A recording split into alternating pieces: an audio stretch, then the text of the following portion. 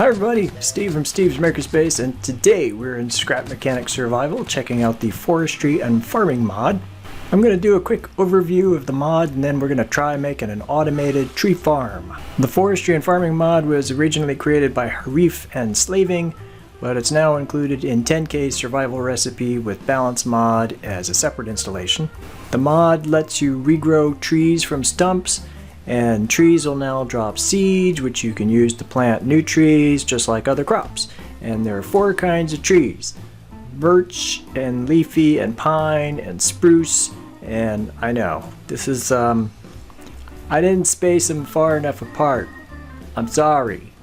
Here, this is a birch and this is a leafy, and then this is the pine, or is that the spruce? I don't know, they're big trees. So you have to water the seedlings, but once they grow into trees, the dirt gets consumed and you no longer have to water them to get new trees to grow as long as you leave the stumps. Don't get rid of the stumps, okay? However, you can fertilize either the seedlings or you can fertilize the stumps to get the tree to grow faster. And you can also get corn seeds from breaking corn, and queen bee kits from breaking beehives. And the queen bee kit is also planted in soil and it needs to be watered, and then you break the hive when it's ripe. I mean, this is normal, right? There's nothing weird about this. And then the vacuum pump, just like with other crops, it will shoot the corn seeds and the queen bee kits, and you can suck up ripe corn and ripe beeswax. So it's possible to make a fully automated farm. These crops will trigger raids, and I think they're similar to fruit, so they're higher value. The mod also increases the maximum raid level, so be warned, if you want to make a big farm, you're going to get a big raid.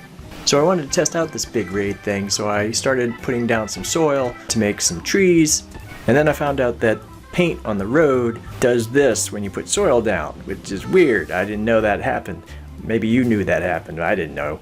It doesn't happen with the litter though. But then where you plant the crops, this happens. That is just very strange. So I got my crops planted, put a simple fence around it, and then sat back to wait for the raid. It wasn't nearly as bad as I expected. I kind of expected a tape bot or even a farm bot to show up, but I think I must have just planted enough to not get any tape bots. So now I wanted to start my automated tree farm. This is my first design: a box around a tree. A couple of sensors are detecting whether there's a tree in there, and then that turns on the blades. So then I turned it on, and it got the trunk okay, but the blades were missing some of the pieces. And also the tree was falling over, so I built this funnel to catch the tree. And I was trying to perfect the funnel and then it fell off. Ow. But I was able to weld it back on okay. I added a bunch more blades, but the tree still fell over. I changed the design of my funnel, but logs kept getting stuck in there. And I forgot to turn the system off while I was checking it, so this happened. Ow. Ow. That's terrifying. What a way to go. Bigger box, more saw blades. Stuff was still getting stuck in there. Now I gotta tell you, I was getting pretty frustrated and about ready to call it quits because it just didn't seem to be working very well. And what you're not seeing here is me having to wait around for the tree to grow. So I decided to look at what other people were doing, and I found John Bain had made a successful tree farm. So I basically made John Bain's tree farm. Sorry. So here you can see the basic setup. There's 4 trees in here growing pretty close together, except there's a wall separating each tree so that they'll fall straight and not topple over. It worked pretty well, but the saw blades were still not getting to all of the pieces. I made the cutting area wider, but I figured out that the blocks underneath the blades were getting hung up on the stumps. They couldn't get all the way in. So I did 2 things. I added some more sensors all the way in the back to detect if there was something stuck in the back, and then I also raised the pistons so that they could get all the way into the center of the stump. But I still found that the blades were not cutting some of the logs. However, if I turned it off and then turned it back on, it would do a better job. So here it completely cleared all the trees, but only because I turned it off and turned it back on.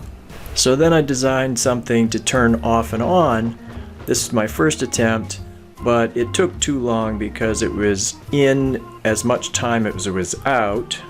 So after a lot of puzzling over the logic, this is what I came up with. 3 timers, each set to 1 second. One feeds into the other and then goes back to a NOR gate. All 3 timers go to an OR gate. So the result is that that OR gate is on for 5 seconds and then off for 1 second. So the blades stay on, but the piston goes in for 5 seconds, comes out for 1 second, and then goes back in for 5 seconds. I know John Bain's system had suspensions in front of the pistons, and that might have improved the cutting.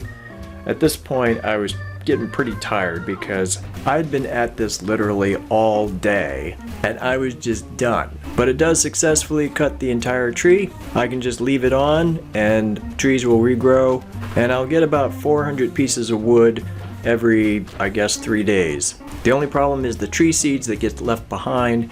Unfortunately, this mod does not suck up tree seeds, so you have to do that manually or install a mod that will suck up drops.